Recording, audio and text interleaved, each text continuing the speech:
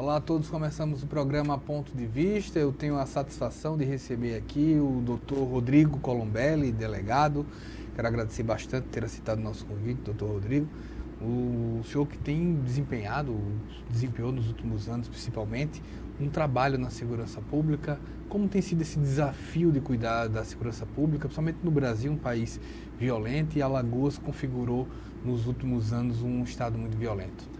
Eu agradeço o convite, então logo recebi de vir aqui e aceitei imediatamente, né? Lembrando que eu estou me despedindo de Alagoas, né? Trabalhei aqui por 4 anos, agradeço muito por tudo que esse estado aqui me ofertou, né? Esse estado que me ensinou a trabalhar com segurança pública. Eu não vinha da área da segurança pública antes, meu cargo anterior era servidor público também, atuava na área de procuradoria, era procurador municipal. Escolhi trabalhar com segurança pública, foi uma opção de vida minha. Quando iniciei os estudos para concurso, achava uma área muito interessante e vim conhecer o que é segurança pública aqui no estado de Alagoas. Eu sou natural do estado do Paraná. No ano de 2013 fiz o concurso, acabei tomando posse aqui no ano de 2014 e a minha primeira lotação foi na cidade de Porto Real do Colégio. Minha primeira noção do que é a Polícia Civil, do que é atuar na área de segurança pública, foi em Porto Real do Colégio, onde iniciamos um trabalho lá, foi aprender o que era uma polícia judiciária, porque uma coisa é o conhecimento dos livros, que é muito importante, a gente nunca pode deixar de buscar o conhecimento através dos livros, mas o conhecimento empírico, o dia a dia, a prática do que é uma polícia judiciária é um pouco diferente. Até no primeiro momento há até um choque do que você aprendeu e do que é uma polícia judiciária, que especialmente no interior do estado tem uma série de nuances, uma série de resolução de problemas de menor complexidade, mas em grande quantidade. Então, no interior a gente teve esse desafio, esbarramos na estrutura que num primeiro momento era muito precária. Isso que eu estou contando é coisa do ano 2014, onde através lá conseguimos uma junção de esforços da prefeitura, com a secretaria, e juntamente com empresários locais, conseguimos reformar a delegacia de Porto Real do Colégio. Esse foi o primeiro marco, assim, vamos dizer, na minha carreira aqui no estado. Conseguir juntar essas pessoas aí para conseguir fazer alguma coisa pelo estado. E logo após a conclusão disso, fui convidado pelo Dr. Paulo Cerqueira e pelo então gerente, que era o Dr. Cícero Lima, para titularizar aqui na cidade de Maceió a delegacia de roubos e furtos de veículos e cargas. Prontamente aceitei o convite, porque era um novo desafio, né, e acredito que não tinha como negar. É um convite, mas é um convite que é uma responsabilidade que você não pode fugir. Lógico que seria muito mais cômodo ficar numa delegacia de interior, mas quando você trabalha nessa área, você recebe uma série de missões. E a delegacia de roubos e furtos de veículos e cargas, com certeza foi uma missão e foi um local de grande aprendizado mesmo. Aprendi a mexer em uma série de sistemas, a trabalhar com mais inteligência, né?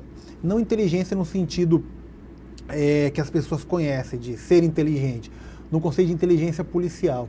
Comecei a aprender a trabalhar mais com grampos telefônicos, interceptações, utilizar alguns sistemas policiais. Então foi um momento assim, descobrir alguns métodos de verificação de irregularidades em veículos, né? Lógico que isso é papel muito mais da perícia, mas como você tem mais contato com essas pessoas que têm esse conhecimento, você acaba agregando isso para você. Então, lá nessa delegacia conseguimos, acredito, fazer um trabalho a contento, graças à minha equipe, que eu tenho uma equipe que sempre me respaldou, e delegado de polícia não faz absolutamente nada se não tiver uma equipe boa. Você pode ser o melhor delegado de polícia do mundo, né? Mas se não tiver uma equipe que lhe dê respaldo, que vão atrás da investigação, que quando você há alguma determinação que seja cumprida, ou que lhe dê realmente uma ideia de que caminho seguir, você não vai a lugar nenhum. Então eu tive a sorte também de, nesse período aí, ter agregado alguns bons policiais aqui de Alagoas, que a Polícia Civil possui bons policiais, e conseguimos desenvolver um trabalho com inteligência. Tanto é que esse trabalho foi reconhecido na época pelo então secretário Alfredo Gaspar, que concedeu uma comenda que foi direcionada a mim, mas na verdade é uma extensão para toda a equipe. Eu fui apenas um representante da equipe. O trabalho foi devidamente reconhecido pela secretaria, que é uma coisa que muito nos honra, um secretário que foi tão celebrado quanto o Dr. Alfredo, que é uma pessoa muito bem quista aqui em Alagoas e acredito que no Brasil seja uma referência nacional também. Tivemos vários casos ali na Veículos, né? Várias operações, algumas em conjunto com a DEIC, né? E posteriormente houve algumas mudanças de gerências, né? E fui convidado a titularizar a delegacia de Marechal Deodoro. Isso no ano de 2016, desculpa. 2016 fui convidado a Marechal Deodoro, novamente aceitei o desafio. É uma cidade junto a Maceió, uma extensão de Maceió praticamente, e envolve outras demandas, diferente um pouco da delegacia de veículos e cargas. Nessa nova unidade, eu acredito que eu aprendi mais uma nova lição, que foi trabalhar com integração. Chegando na cidade, prontamente me chamei para conversa junto com o chefe da Polícia Militar na época, que era o Capitão Fábio. Posteriormente foi substituído pelo Major Eliezer, depois o Major Coutinho, depois o Major Eliezer de novo. Com todos esses nomes que eu disse aqui, que são excelentes policiais militares, excelentes comandantes, sempre tive um diálogo aberto, as portas da delegacia sempre foram abertas, e acredito que graças a isso os números da segurança pública de Marechal Deodoro, em especial o CVLI, que nós somos mais cobrados pelo CVLI. O que é o CVLI? São crimes violentos, letais e intencionais. Homicídio, latrocínio, crimes que envolvem morte. E graças a essa integração junto com a Polícia Militar, de conversas diárias, isso era na delegacia, era no comando, sentávamos lá, área tal, está tendo tal problema, está tendo muito assalto, ocorreu um homicídio esse mês, começamos a monitorar essas áreas aí em conjunto, e acredito que esse trabalho acabou dando resultado. Os números de Marechal Deodoro e CVLI tiveram redução em todos os anos, desde que adentrei lá, foram 2 anos. Esse ano aqui, de início, nesse primeiro quadrimestre, o resultado também estava sendo muito bom, de menos 40% de redução de CVLI, que é um índice absurdo, né? E todos os anos conseguimos alguma redução, sempre trabalhando dessa forma. Sempre respeitei muito o comandante da Polícia Militar local, sempre o respeitei, e do mesmo modo recebi o respeito. As atribuições devidamente repartidas, o comandante responsável pelo patrulhamento ostensivo, lógico, até pela quantidade de policiais militares que tem na cidade, que é muito maior que a de policiais civis, eles tinham uma série de informações, e graças a essas informações a nossa investigação também andava.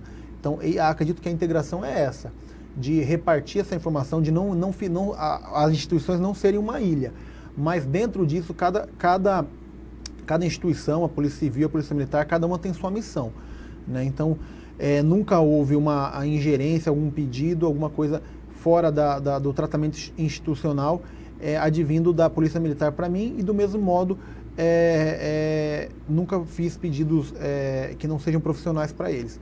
Então acredito que esse relacionamento de respeito ali acabou que com essa sinergia toda gerou acredito que um bom resultado, né? Tudo graças ao que os policiais civis, que os policiais militares conseguiram, que é entender essa relação, que tem que ser uma relação boa entre as forças policiais. Atualmente existem 2 forças, isso no futuro pode mudar, mas atualmente existem 2 forças, e essas 2 forças têm que conversar. Não pode cada força policial ser uma ilha, né? Então, esse é um breve resumo assim. A gente viu, exemplo, você acabou de denunciar, está saindo de Alagoas, está indo para onde? Eu estou indo para o estado do Paraná. Eu sou do estado do Paraná. Certo. Vim aqui para Alagoas aqui no ano de 2014, em virtude de aprovação em concurso público, né? E fiquei aqui esses 4 anos.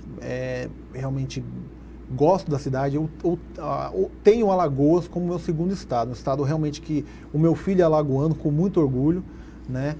E eu também me sinto um pouco alagoano. Fui muito bem acolhido nesse estado, deixo uma série de amizades e com certeza retorno de férias, mas retorno, né? E estou voltando ao meu estado, que é o estado do Paraná, realmente por questão pessoal, de família, porque nunca fiquei aqui frustrado por estar longe de casa. Tentei fazer com que Alagoas se tornasse a minha casa, e assim acredito que foi. Tanto é que saio daqui com muitos amigos assim, irmãos praticamente, e com a sensação de dever cumprido. Essa sensação de dever cumprido, eu acredito que vem do reconhecimento tanto da secretaria. O secretário Lima Júnior, atual secretário de Segurança Pública, pediu para me chamar lá e fez um elogio público lá perante a secretaria, agradecendo pelo serviço prestado, quanto pela população, que durante a remoção da nossa equipe de lá, que como eu saí da equipe, acabou que a equipe se desfez, né? Houve uma série de pedidos junto à Delegacia Geral, o próprio Dr. Paulo Cerqueira, que é o delegado-geral da Polícia Civil, me mostrou as mensagens que ele recebeu, pedindo para que a equipe fosse mantida, que era recebendo com tristeza a quebra desse serviço que foi feito lá. Então, acredito que conseguimos ali, né, a equipe da Polícia Civil, não digo nem direciono a minha pessoa física, que isso seria arrogante demais da minha parte achar que eu fui o responsável por alguma coisa. Isso é uma coisa que a equipe da Polícia Civil conseguiu, juntamente com a equipe da Polícia Militar, um reconhecimento das pessoas, que é o principal reconhecimento que se pode ter. Eu fiquei muito feliz de ter recebido o reconhecimento do secretário Lima Júnior e do Alfredo Gaspar, na época que era secretário, com certeza fiquei. Só que o maior reconhecimento que um delegado de polícia pode ter é da população, que em última análise é quem paga o nosso salário e é a quem nós devemos efetivamente satisfação. Devemos satisfação. Certo. Me conta, você começou por Porto Real do Colégio. A gente pode dizer que Porto Real do Colégio seria uma cidade de divisa? Isso, é divisa com a cidade de Propriá. Isso daí não traz, pelo menos, uma série de preocupações, passagem de carga, não só disso, mas de drogas. Isso gera essa preocupação nessa região? Gera, com certeza é uma preocupação na região. A estrutura da delegacia ali realmente não tem estrutura para atender essa demanda de cargas e do próprio tráfico de drogas. Tanto é que no estado existem delegacias especializadas para isso. Lógico que de uma forma ou de outra essa demanda chega para a gente. Quando estávamos lá em Porto Real do Colégio, eu e minha equipe, nós prendemos uma vez uma quadrilha de roubo de carga, né? Mas não era atividade fim nossa. O estado de Alagoas possui delegacia especializada, a qual eu titularizei, inclusive, como eu disse, delegacia de cargas. Mas a função máxima de uma cidade interior dessa acaba se tornando conflitos, não digo menores, porque um homicídio, você não pode jamais dizer que você investigar um homicídio é algo menor, né? Um homicídio, especialmente para quem teve familiares vítimas desse crime, com certeza é uma coisa muito importante, mas não crimes assim de quadrilhas mais especializadas. Acaba que no interior você não vai ter estrutura e não vai ter atribuição, né, a competência de investigar uma quadrilha, por exemplo, uma quadrilha de roubo de carga, que é uma coisa muito mais estruturada, mais montada, ou uma quadrilha de roubo de banco. Eu lembro quando eu estava em Porto Real do Colégio, explodiram a agência do Banco do Brasil da cidade, aí vem a delegacia especializada de bancos, que tem uma estrutura melhor para investigar esse tipo de crime, né? Até aproveitando desse momento, qual a sensação do delegado quando há um roubo de banco na sua cidade? Há uma sensação assim de que, de alguma forma, o Estado, não digo o Estado de Alagoas, o Estado brasileiro está falhando com a investigação de alguns delitos, né? Talvez por falta de investimento ao longo de anos, décadas, né? Acaba que há uma série de quadrilhas que recorrentemente, por mais que em alguns momentos eles fiquem presos, quando tão logo saem das cadeias, ou às vezes até de dentro das próprias unidades prisionais, continuam comandando o crime organizado. É uma sensação de falha, mas eu digo de falha do Estado, que às vezes o delegado, que é quem está lá na ponta, né, que está lá na cidade, é o chefe da unidade policial da cidade, mas em última análise você ainda é uma ponta, você não tem um poder político de uma mudança social assim maior, né? Mas há uma frustração de às vezes você não tem estrutura para investigar esse tipo de quadrilha e de muitas vezes você acaba conseguindo, na época da veículo, a gente prende uma série de vezes quadrilha especializada em roubo de carga, mas infelizmente a legislação brasileira, pela fragilidade, eu entendo que é uma fragilidade no sistema, em pouquíssimo tempo que eu falo, às vezes 6 meses, no máximo 1 ano, grande parte desses meliantes estão novamente soltos. E tão logo estão soltos, voltam a cometer esses crimes novamente, seja roubo de veículo, roubo de carga, banco. Então são pessoas que efetivamente são um perigo social muito grande. Mas não deveriam ser investigadas pela inteligência da polícia nesse sentido? E são, mas infelizmente, como eu disse, a estrutura não é adequada. Isso não é uma crítica direta aqui em Alagoas, isso é uma coisa nacional. Não, eu falei da sensação porque eu tenho um amigo pessoal, um amigo que é delegado de um interior da Bahia. E ele dizia, olha, às vezes eu me via numa situação em que eu tinha na delegacia um policial e chegam pessoas com metralhadoras, com bomba, com tudo, e você faz... Eu vou como enfrentar isso? Eu vou buscar depois. Eu não tenho como... É uma missão suicida em certos momentos. Nesse caso mesmo, como você citou, eu tive um caso similar a que eu tive em Porto Real do Colégio não chegar. Na realidade, eu não estava na comarca no dia. Eu estava de plantão na cidade de Penedo. Lembro bem, eu tinha praticamente uns 6 meses de delegado em Porto Real do Colégio, mas estava tirando plantão na regional. E o policial me ligou. Doutor, acabaram de explodir o banco aqui de Porto Real do Colégio. Tá cheio de gente nas caminhonetes, estão fugindo. Daí eu falei, policial, não vou citar o nome dele. Falei, corra para o fundo da delegacia e pegue a melhor arma que tem e torça para que nada ocorra. E aguarde, né? Aguarde. Não há motivo e não há lógica no enfrentamento desse. Né? Você vai lutar ali, às vezes, contra 8, 10 pessoas bem armadas. Você vai simplesmente pegar a arma que tem na delegacia, 1 ou 2 policiais. É uma coisa ilógica, só filme, né? Só em filme. É muito mais lógico tentar, num segundo momento, identificar quem são essas quadrilhas, né? E não acredito que a atitude mais correta nesse caso, como você não vai estar com a mesma paridade de armas, que o policial não se coloque em risco. Lógico, a profissão de policial civil, delegado, policial militar, envolve um certo risco, sempre. Mas tem riscos e riscos. Você pegar, às vezes, uma quadrilha de 5, 6, 8 pessoas em 2 policiais, eu não sou absolutamente contra. Não tem sentido mesmo. A gente vai para um breve intervalo, eu estou aqui com o Dr. Rodrigo Colombelli, a gente vai para um intervalo, volta já para falar mais sobre segurança pública.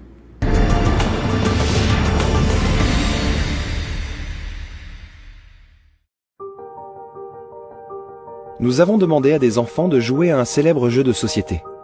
Normalement, les règles sont les mêmes pour tous, mais pas cette fois-ci. Bonjour les enfants. Bonjour.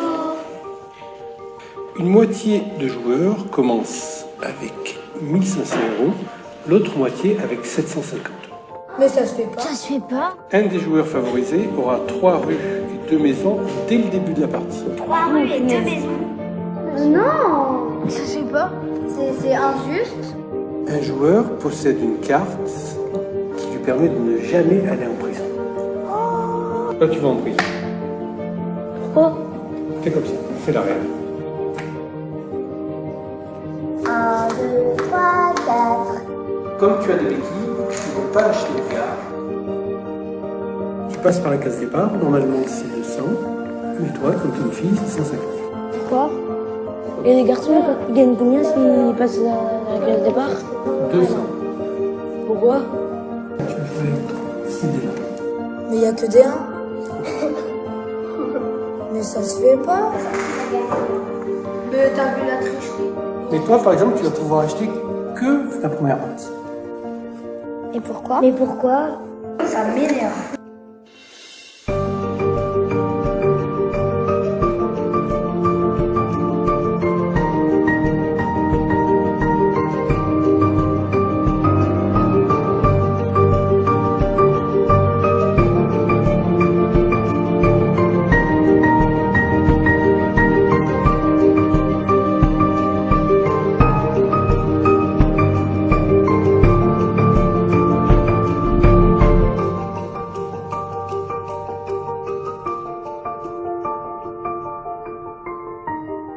Mais les nouvelles règles, je crois qu'elles sont pas très justes en fait.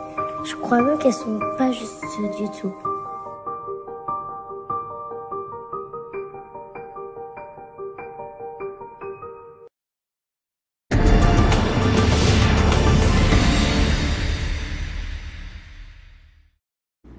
Voltamos com o programa Ponto de Vista. Eu estou aqui com o delegado Rodrigo Colombelli. A gente falou um pouco de Porto Real do Colégio, mas Marechal, por exemplo, como é que funcionava o trabalho conjunto entre Polícia Civil e Polícia Militar? Em Marechal, foi onde eu acredito que efetivamente eu consegui junto com o capitão e com os majores que lá estiveram, mas ter uma evolução nessa questão de integração. Nunca havia trabalhado com integração quando eu estava em Porto Real do colégio, até conheci alguns policiais militares, mas não era um relacionamento institucional tão próximo. Quando mudei para Marechal Deodoro, o delegado que me antecedeu, que inclusive é meu amigo pessoal, o delegado Thiago Prado, ele me falou que ele já tinha um bom relacionamento com as equipes da Polícia Militar de lá, que na época era o Capitão Fábio, que era titular. E quando cheguei lá, efetivamente conheci o Capitão Fábio, ele me apresentou, me pareceu ser uma pessoa muito séria, e efetivamente eu comprovei. Posteriormente, depois também o Major Eliezer, e acabou que decidimos que as informações correriam de maneira fácil, né? Tanto do nosso lado quanto do lado deles. E acredito que isso, lógico, foi com o tempo, acabou gerando uma certa confiança, né? Tanto é que nós tínhamos até um grupo de WhatsApp conjunto, onde falavam onde ocorreu o crime tal, ocorreu o assalto tal local, homicídio em tal local, onde havia essa troca de informações, não somente entre o delegado e o capitão, mas entre também os policiais, né? Não todos, né, mas os principais policiais ali que atuavam junto com o comando ali, e havia essa troca contínua, e acabou que gerou realmente um trabalho de reconhecimento na cidade. Acabamos fazendo um monitoramento de alguns locais que ocorriam crimes, onde tentávamos posteriormente identificar quem que estava cometendo esses crimes, né? Especialmente os crimes violentos, que é a nossa prioridade, por determinação até da Secretaria, né? Os crimes violentos letais, intencionais, homicídio, latrocínio, sempre foi a prioridade, mas sem perder o foco, né, na questão de outros crimes, roubo, furto, que são crimes que a população se queixa também, são crimes que geram uma repercussão social. A população às vezes humilde, trabalhou, conseguiu comprar um aparelho celular, alguma coisa, está num ponto de ônibus e é assaltada. Então quando você prende um meliante desse, para a população, às vezes é tão importante quanto você prender um homicida, porque gera um clamor social, a insegurança, em que pese os números da segurança pública serem medidos por CVLI, como eu disse, crimes de morte, a sensação de segurança não se dá por esse crime, a sensação de segurança se dá muito mais por crime de roubo e furto.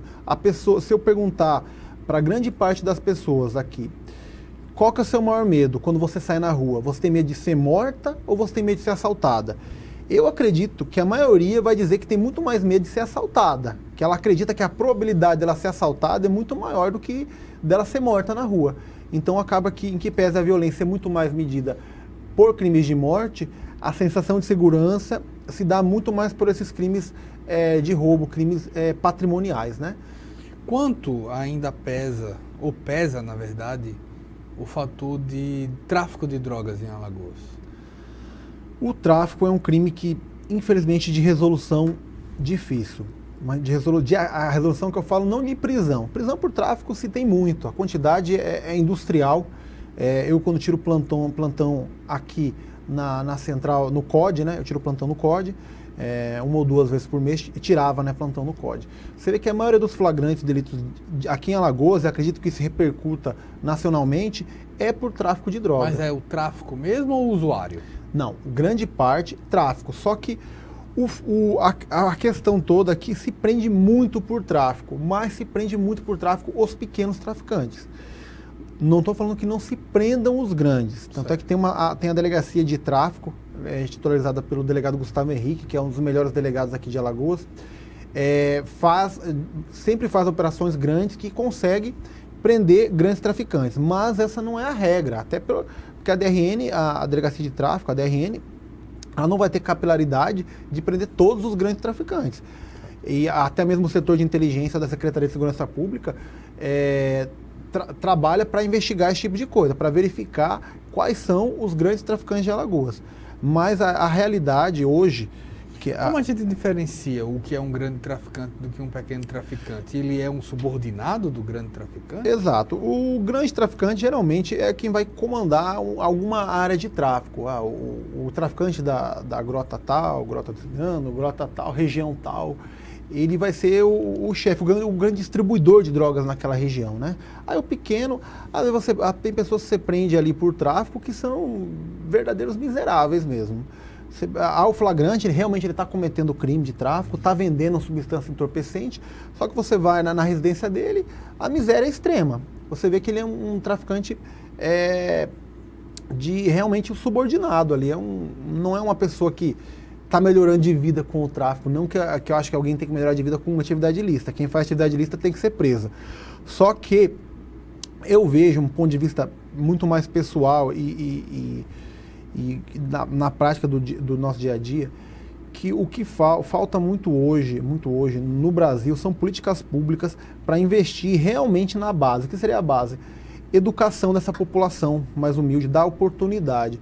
Porque a gente vê muito, hoje a gente prende muita gente de pouca idade, por tráfico de drogas. Alguns acabam indo para o lado do crime violento e a grande maioria morre muito jovem.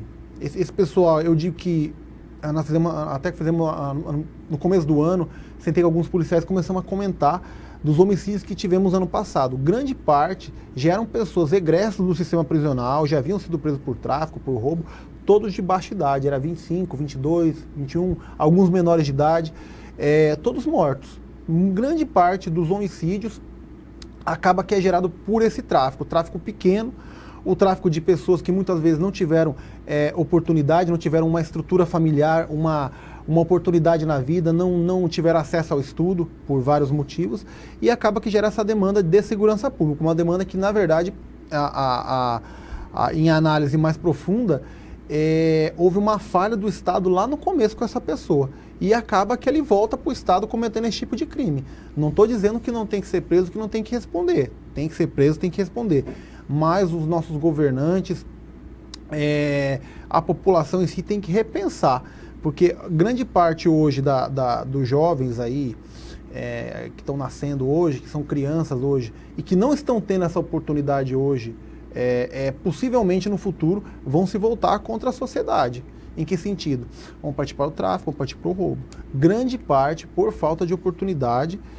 Não estou defendendo traficante, acho que tem que ser preso, mas infelizmente nós temos que fazer essa autocrítica de que a sociedade tem que, de alguma forma, inserir essas pessoas. Em que sentido? Dando educação e dando oportunidade. Senão, no futuro vai ocorrer o que está ocorrendo hoje. Essas pessoas vão partir para esse lado ilícito, buscando um dinheiro fácil, mas que lhe custa muitas vezes a vida, a liberdade quase sempre, a vida não raras vezes. Tanto é que grande parte das pessoas que eu prendi ano retrasado, grande parte dos homicídios que eu tive ano passado foram de pessoas que eu prendi ano retrasado. Então você vai começando a analisar que a vida é curta. Como é que se transforma de um presidiário para um morto? É dívida de droga? É assalto? É latrocínio? É como isso? O tráfico ele tem uma maneira peculiar de se fazer cobrança. Quem vive nesse meio vive à margem do Estado. O Estado, quando você comete um crime, eu como delegado e os policiais, a gente investiga um crime e leva para o Ministério Público, que vai oferecer uma denúncia e vai levar ao judiciário essa pessoa. Qual a pena que o Estado prevê? Prisão. Ponto. No Brasil, não há, via de regra, há uma exceção, mas não há pena de morte. Há só pena de morte no caso de guerra declarada. Ponto. Mas via de regra, no Brasil, não há pena de morte. Então, o Estado brasileiro ele resolve seus problemas através da prisão, em última instância, lógico. O tráfico não é Estado. O tráfico ele tem as regras próprias dele. Então, se você ficou devendo para algum traficante, a maneira de cobrar é com a vida. Não há um tribunal, não há outro tipo de pena. E hoje em dia, especialmente, é uma guerra entre facções. Há facções que se digladiam pelo quê? Pelo espaço de tráfico. Essa região aqui está vendendo droga, a facção X, que eu não gosto de falar o nome de facção, que você engrandece esse pessoal, sim, claro. Mas vamos falar, a facção X está aqui comandando esse local e esse comando de droga gera uma lucratividade, né? A outra facção fala, não, eu quero esse espaço também. Acaba que nesse confronto acabam ocorrendo mortes. Isso é mapeado? Isso é mapeado pela própria Secretaria de Segurança Pública. Né? Há no estado atualmente 3... Hoje praticamente tem franquias, né? São facções que vêm de fora muitas vezes. A grande parte de São Paulo, Rio, né? Mas assim, e grande parte dos presos, que antigamente, até pouco tempo atrás, quando se falava de facção, você imaginava um indivíduo extremamente perigoso, um indivíduo extremamente... um criminoso de nível superior, vamos dizer assim, não qualificação, mas assim, um criminoso já afeta crimes muito graves, né? Você fala, no imaginário popular, talvez até hoje esteja isso. Você imagina criminosos do Rio de Janeiro, com fuzil, com metralhadoras, com armas de grosso calibre. Isso quando isso vem no imaginário popular quando se fala de um preso que pertence à facção X, Y, W ou Z. Mas o que se vê hoje em dia é que qualquer preso mais humilde, preso pé de chinelo, ou rafamé, para falar o vocabulário bem alagoano mesmo, você conversa com ele, ele já chega na delegacia imediatamente falando que ele pertence à facção tal. E não são pessoas assim não diria de alta periculosidade, perigosas são, né? Mas não são presos assim, indivíduos que cometeram crimes assim com armas de grosso calibre, não. É um cara que às vezes está com um revólver ali, um 38, um 22, e quando ele vai preso, automaticamente ele fala, até por questão da própria segurança dele, né? Que o presídio ele acaba distinguindo, até para que não ocorram mortes dentro do próprio sistema, né? E até na delegacia a gente sempre procura conversar quando vai deter o preso na delegacia, para que não haja nenhum problema de morte dentro do estabelecimento de segurança pública que é uma coisa muito ruim para o Estado, demonstra mais uma falha do Estado, né? Porque quando uma pessoa morre dentro do estabelecimento, lógico que não é culpa do policial, não é culpa do carcereiro, mas é uma falha do Estado. E há uma necessidade de se separar já na prisão. Com certeza, é necessário disso. separar. É necessário separar, porque eles estão sempre em confronto, né? Há um confronto, os meliantes, eles confrontam o Estado, sim, a polícia, a segurança pública como um todo, e se confrontam entre si. Por espaço de drogas, por N fatores. Então eles brigam entre si e brigam contra o Estado. O único inimigo em comum deles é o Estado. E o Estado é inimigo de ambos também, né? Você como delegado de Marechal, contempla o trabalho só em Marechal ou tem outras cidades ao lado? Não, Marechal não, nesse momento, pelo menos, o delegado de Marechal não estava acumulando nenhuma comarca. Quando eu estava em Porto Real do Colégio, eu acumulava Porto Real do Colégio e São Brás, que é um município pequeno. Mas Marechal, até pelo tamanho que ela tem, eu entendo que há uma dificuldade em acumular. Né? Porque tem regiões, pelo menos eu lembro de uma matéria que fiz lá, regiões chamadas Iraque, ou seja, já não é um nome que se dá a lugares tranquilos. Há uma série de regiões ali complicadas, né? Há vários conjuntos novos que saíram, que eu acho ótimo que tenha conjunto, que pelo menos o cara tem um endereço, né? Porque diminuiu-se bastante as favelas, as invasões de Marechal ainda tem, mas diminuiu bastante. E hoje em dia alguns conjuntos ganharam até esse apelido aí de Iraque, né? Que é uma região que realmente ocorrem alguns delitos, vários delitos ocorrem ali. Mas assim, chega em Marechal a ter alguma região, como a gente vê muito no Rio de Janeiro, se a polícia não entra ali? Não. Em Marechal Deodoro não existe nenhuma região que a polícia não entra. Isso eu lhe garanto-me. Quando eu entrei lá, a primeira coisa que eu cheguei, eu fui conversar lá com um repórter de um site lá, que é um amigo, hoje eu até o considero como um amigo, e ele até conta, tem região tal que a polícia não entra. Isso ocorreu quando a gente adentrou, era logo bem atrás do IFAL ali, que era... Agora não me veio o nome da região, mas logo atrás do IFAL. Mas foi logo no começo. Então logo adentramos lá, conversamos com a Polícia Militar, fizemos algumas operações lá, identificamos o traficante local, quem era que era esse cara que era o considerado perigoso, que não deixava a polícia entrar, identificamos. Depois de várias incursões, foi um trabalho árduo e um trabalho que me deixa com muito orgulho mesmo, de que onde eu vi que começou a funcionar as coisas ali. Havia esse traficante, que eu não vou falar o nome, que ele não é uma... Não dá publicidade. Não vou dar publicidade a ele, claro. Que comandava essa região, logo atrás do IFAL ali. E fomos e já tinha comandado de prisão por homicídio, por tráfico, e ele era o chefe ali do tráfico na região. E por várias vezes fomos tentar prender esse cidadão, e não conseguimos, de jeito nenhum, não conseguimos. Mas não conseguia porque se esconde, ele porque fugia, é bem armado? Não era nem por questão... Ele possuía um domínio do tráfico, numa região ali de trás, ali da região da Poeira, que fala. E ele conseguia foragir, porque como aos fundos era região de lago, quando ele começava a chegar policiais, algumas pessoas informavam, né, que eram ligados a ele, informavam, ele fugia. E fomos num dia... E a população não aguentava mais, a gente recebia ligação diária, assim, porque era muito o uso da violência diária, de agressões contra a população de bem. E inclusive foi a população que nos ajudou. Um popular lá nos passou as coordenadas de como é que era a vida desse cidadão.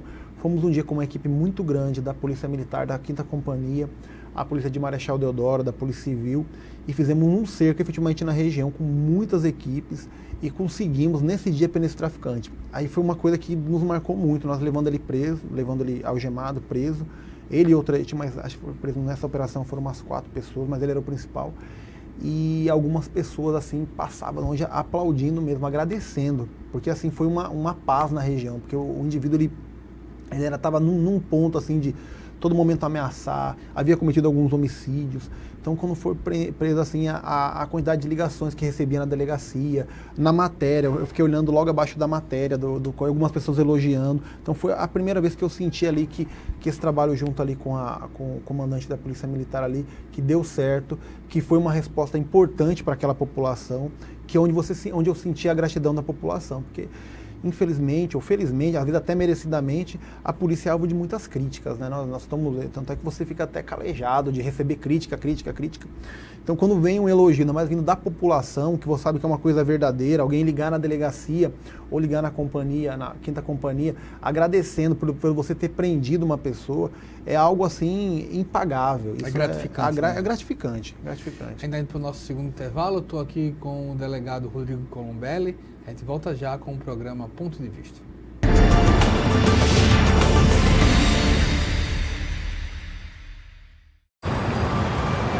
Quando fiquei sabendo que tinha tuberculose, imaginei, é o fim. Mas logo descobri, tuberculose tem cura. Se parar o tratamento, a doença pode voltar, mais forte. Família, amigos, profissionais de saúde, todos juntos contra a tuberculose. É bom saber que eu não estou sozinho. Em caso de tosse por mais de 3 semanas, procure uma unidade de saúde. Pode ser tuberculose e o tratamento precisa ser feito até o fim.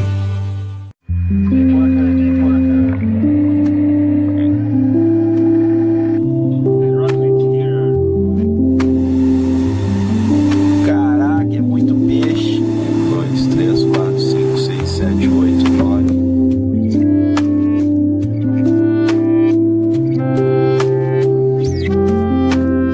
Esse novo bioma, esse ecossistema único no mundo, pode ser afetado em caso de um vazamento. E é por isso que a gente quer que as empresas desistam de quaisquer planos de explorar petróleo na região. E por isso que a gente precisa da sua ajuda, seja assinando a petição, seja compartilhando, indo para as ruas para passar essa mensagem.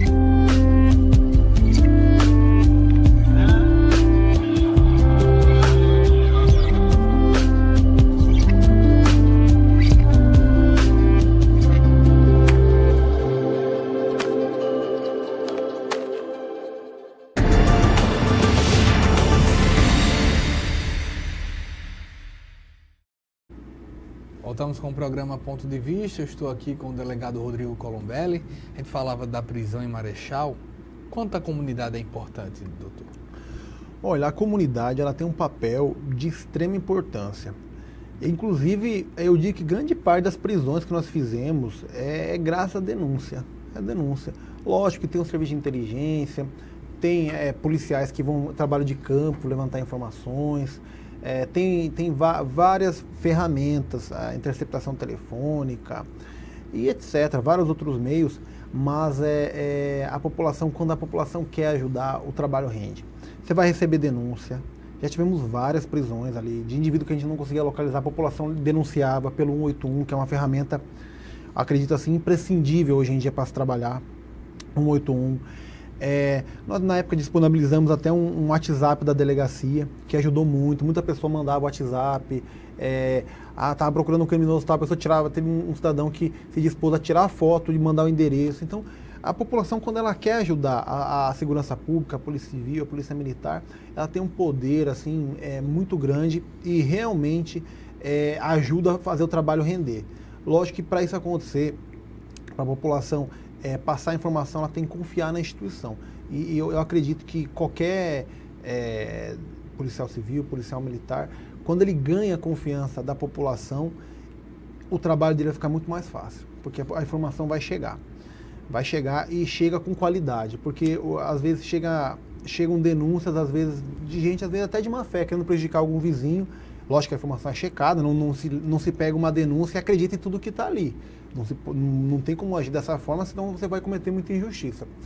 Mas quando a população confia, via de regra isso não ocorre. Chegam informações muito boas, informando o local, informando onde há tráfico de drogas, onde pessoas que cometeram roubo estão escondidas. Então tudo isso é muito agregador, assim. E acredito que quando a população passa realmente a informação, é até uma forma de agradecimento que ela está tendo, está demonstrando confiança nos órgãos de segurança pública. A comunidade pode atrapalhar? Pode. Dependendo da situação, pode. Mas eu acredito que isso sejam minorias. Pessoa que às vezes faz uma denúncia falsa. Ainda tem muito trote, por exemplo? Diretamente trote, de ligar para a delegacia fazer trote, muito pouca situação. O que ocorre eventualmente é chegar alguma denúncia falsa. Mas isso é checado, né? Isso é checado. Já ocorreu várias situações de denúncia falsa, várias situações, e o que assim, é um desserviço que a pessoa está fazendo para a própria comunidade.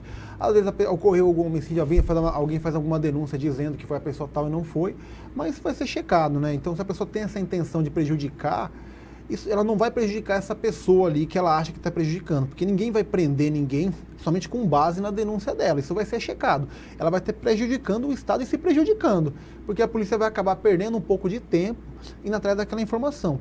Mas, repito, isso é a minoria. Mas falta conscientização em algum campo?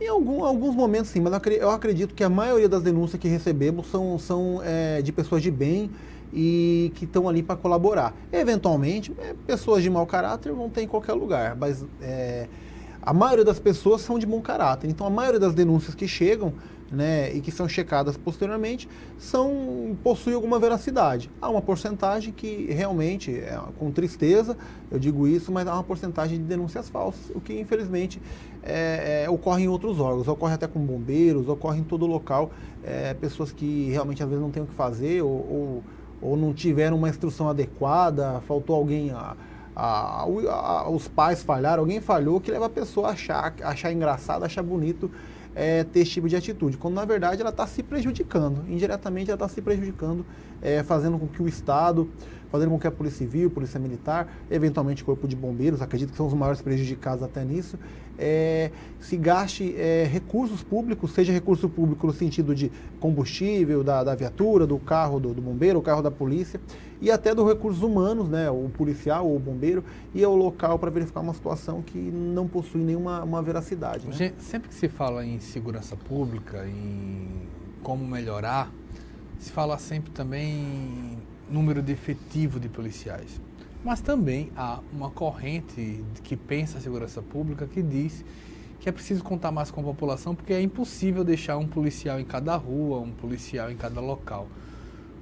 É possível, nesse sentido, ao pensar, o senhor tem quem pensa a segurança pública também, em ter essa população como aliada nesse sentido de vigília, de uma certa maneira? Porque eu lembro, a gente já conversou, que antigamente você tinha essa vigília quase que natural, porque as pessoas estavam nas portas de suas casas, então qualquer pessoa estranha que passava, ela era observada pelo morador, e muitas vezes o morador até conhecia essa criança crescendo e denunciava ao pai, denunciava de uma certa maneira.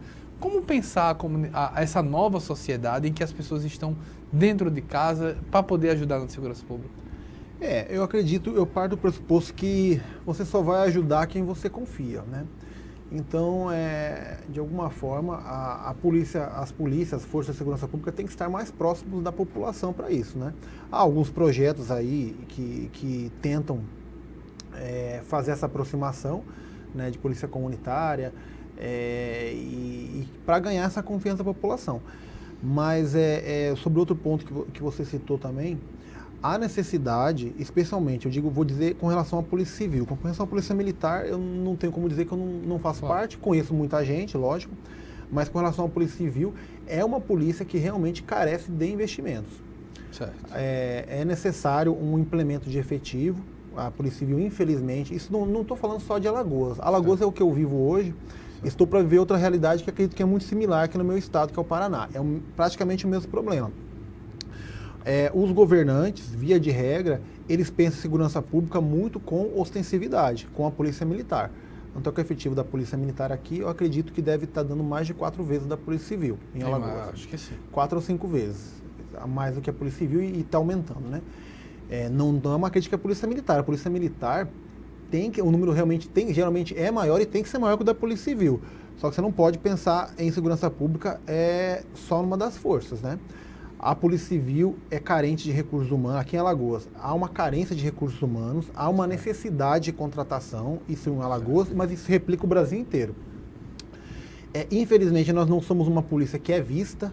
Em que sentido? Nós não estamos, via de regra, fardados na rua, andando em viaturas caracterizadas. A Polícia Civil, via de regra, vai estar num veículo descaracterizado, fazendo investigações. Então acaba que a população não nos vê e até é bom que não nos veja. Se a população está vendo a Polícia Civil, se toda a população nos reconhece, há algo errado. Sim. Porque se a nossa função é investigar e nós não estamos conseguindo ser discretos, então nós estamos trabalhando errado. Só que isso acaba gerando esse problema de que quem não é visto não é lembrado. Acaba gerando essa questão de que os investimentos em segurança pública são alojados muito mais numa das forças, na Polícia Militar. Há investimento na Polícia Civil, eu até acredito que houve, a Polícia Civil de Alagoas, especialmente, houve vários avanços desde que eu entrei, eu tenho certeza que houve, em relação à estrutura, houve melhora, as viaturas... Até a própria perícia melhorou um pouco, né? A perícia é um órgão autônomo, né? Não é da competência da Polícia Civil. Já foi da Polícia Civil, mas não é mais. Houve alguns avanços, não vou negar, não vou ficar apenas criticando, até porque essa crítica que eu faço é uma crítica macro, não estou falando diretamente do estado de Alagoas, eu falo Alagoas porque eu vivi aqui, mas eu tenho amigos em outras polícias e eu vejo que se replica, que o olhar do governante, via de regra, ele acaba esquecendo um pouco da polícia investigativa, né? E eu não acredito que segurança pública se faz sem um suporte muito forte para a polícia investigativa. Dá um exemplo. Para você prender um traficante mais simples, um pequeno traficante que está vendendo droga na rua, efetivamente uma polícia ostensiva vai resolver esse problema. Ela vai ver o cara na rua e vai prender em flagrante. Vai gerar essa demanda. Agora, para você prender os verdadeiros traficantes, os verdadeiros bandidos desse país, sem inteligência policial, sem uma investigação séria, sem uma investigação com tempo, uma investigação boa você não vai fazer em um mês. Tem investigações da DRN ali que demoram 6 meses, 8 meses. Então são investigações que são demoradas, requer um trabalho de inteligência, requer calma, porque às vezes você vai chegar, tem uma situação que você pode dar um flagrante ali, opa, peguei uma interceptação aqui, a pessoa está chegando ali com uma quantidade de droga, vou dar o flagrante. Às vezes não é o momento para se dar esse flagrante, então aí tem que ter a calma. Por quê? Vai pegar o cara que está dirigindo o caminhão, mas você não vai pegar a pessoa que efetivamente é o traficante, que é o chefe da quadrilha. Então, e eu tenho certeza de que é muito mais importante se prender efetivamente o chefe dessa organização. Por isso que a inteligência é importante. Como que se prende? Precisa ser com flagrante? Não. A mandado de prisão, com calma, Eu acredito que o trabalho da Polícia Civil está dando certo quando você acorda o cara, você acorda o meliante, já com ele devidamente abordado, com o policial sem alteração nenhuma, sem problema nenhum, já com a arma de fogo apontada para ele, pedindo para ele não se mexer, né, e não resistir à prisão, porque senão o Estado vai ter que reagir da mesma forma. Eu acredito que esse é o trabalho policial que dá certo, de você trabalhar com inteligência, com todos os aparatos possíveis da inteligência e tentar prender efetivamente os grandes bandidos, os grandes meliantes, os chefes de organizações. Lógico que prender o pequeno é importante? Mas não resolve. O que resolve é prender quem efetivamente comanda tudo isso. E isso só se dá com uma polícia investigativa forte, com uma polícia civil forte. O que infelizmente, a regra nacional não está ocorrendo. A polícia civil está diminuindo, o que é ruim, vejo que é muito ruim, né? E até pegando um gancho, você vê que a polícia investigativa funciona quando se tem uma polícia federal, que é uma polícia que está mais equipada, está mais avançada tecnicamente, né? Que o principal é a técnica de investigação. Você ter um policial, um delegado preparado, com equipamentos adequados para fazer uma investigação decente, fazer uma investigação boa, com qualidade, com material, sem precisar usar muita força, usar mais a inteligência, na qual você pega e prende uma pessoa, no caso da Polícia Federal, até agentes públicos, gente da alta sociedade, prende uma pessoa na tranquilidade, com provas materiais, sem aquela pressa, são investigações mais demoradas, com um trabalho de inteligência. É essa Polícia Civil que eu acredito que é a polícia que tem que existir. Que em algum momento, isso vai acontecer com as polícias civis, já ocorre, só que infelizmente é pequeno, tem que ser a regra. Não tem que ser a regra. A gente está indo para o nosso último intervalo. Eu estou aqui com o delegado Rodrigo Colombelli. A gente volta já com o programa Ponto de Vista.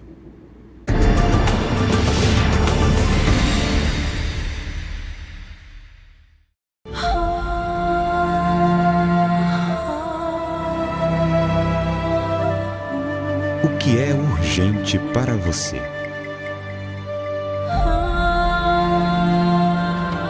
Para muitas famílias, a prioridade é ter o que comer.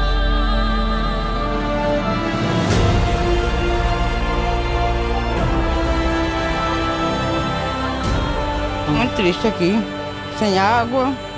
Porque eu não estou comendo quase, eu como bem pouco. Já estava sem nada, né, praticamente, quase no final do mês, aí vai acabando tudo. Fico muito feliz, né, que nós recebemos essa cesta e vamos se alimentar com ela.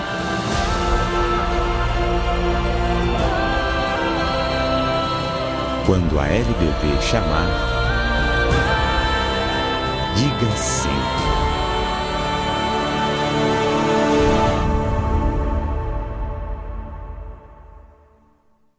A igreja está envolvida na superação da AIDS desde o início e de muitas maneiras. Casas de apoio e centros de convivência estão sob o seu cuidado.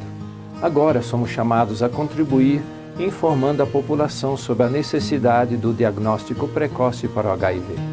Precisamos orientar as pessoas a procurar o serviço de saúde e fazer o teste de HIV mesmo sem ter sintomas de doença.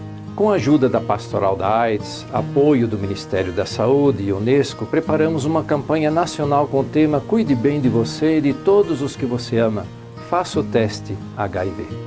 Haverá materiais disponíveis para a televisão e rádio. Basta solicitar gratuitamente a Conferência Nacional dos Bispos do Brasil, CNBB. Folhetos e cartazes impressos para distribuição nas paróquias estão disponíveis em todas as dioceses. Para cumprir o mandato de Jesus que nos pede para cuidar da vida, convida todos, bispos, padres, agentes de pastoral e leigos engajados, a se envolverem nesta campanha. Meu irmão e minha irmã, cuide bem de você e de todos os que você ama. Faça o teste HIV.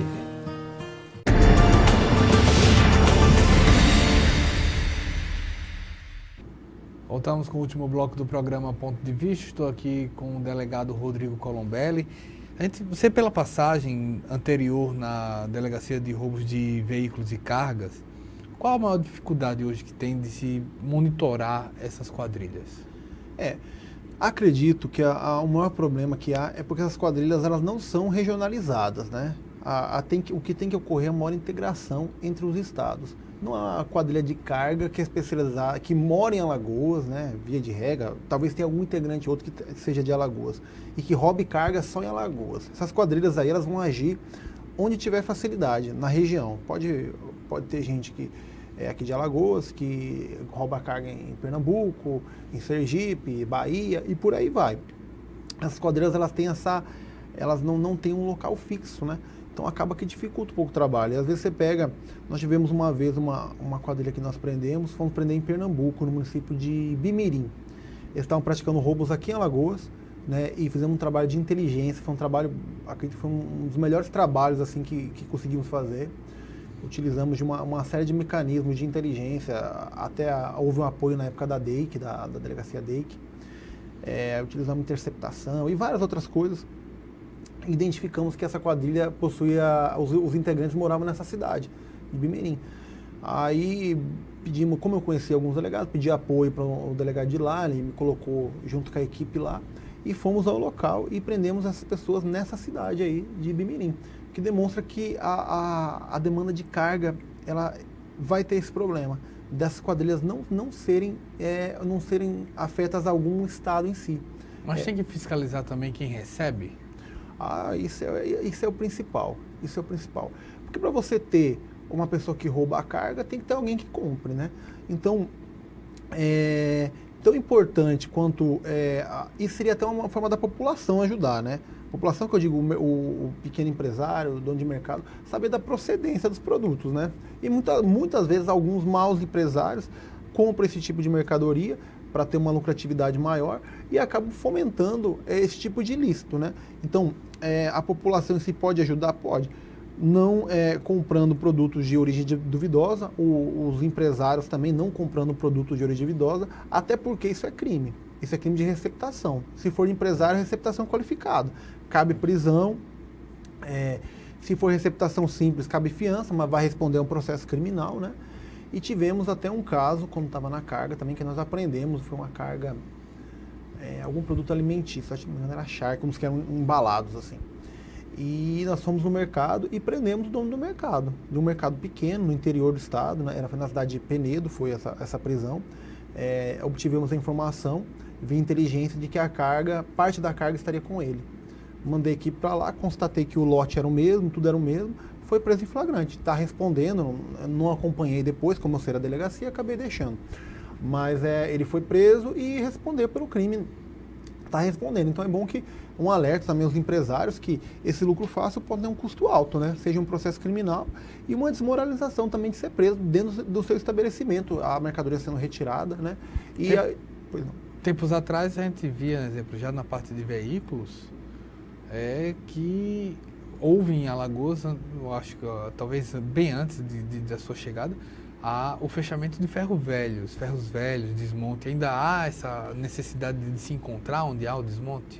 Quando eu estava à frente da delegacia, a delegacia era a delegacia de veículos e cargas. Nós fizemos uma grande operação, tivemos apoio de outras forças, inclusive até da Polícia Militar, tínhamos apoio. Fiscalizamos vários ferros velhos aqui em Alagoas e foram, se não me engano, 8 ferros velhos, os grandes.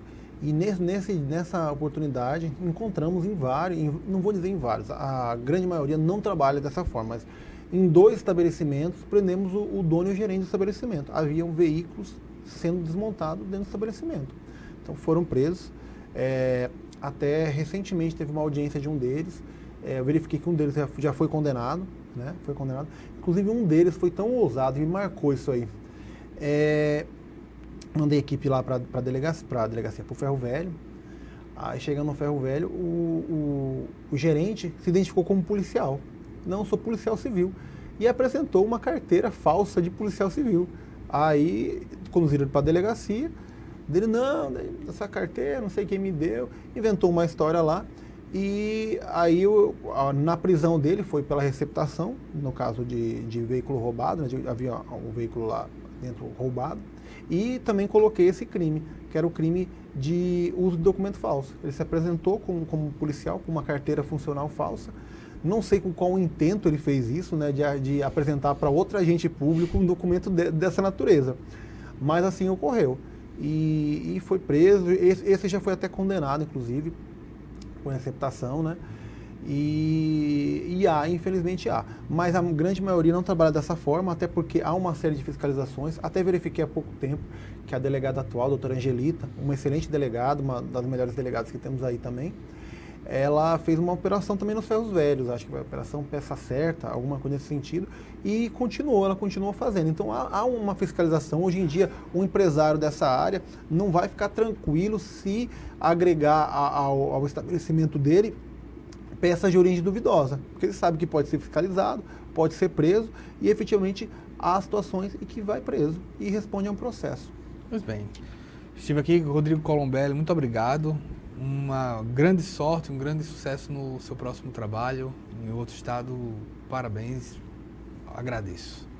Eu agradeço a oportunidade de estar aqui, eu estou me despedindo do estado de Alagoas, mas estou me despedindo do meu trabalho em Alagoas, mas do estado de Alagoas acho que eu nunca vou me despedir, porque acredito que é um estado que vai ficar sempre marcado, é um estado que eu tenho comigo, como se eu fizesse parte dele. Estou saindo, não presto mais serviço aqui por estado, mas durante as férias, em outras oportunidades, venho para rever os amigos e com certeza agradeço por tudo que esse estado me deu e seria isso. Muito obrigado aí pela oportunidade. Obrigado, a gente agradece também a você pela audiência. Até uma próxima oportunidade. Até mais.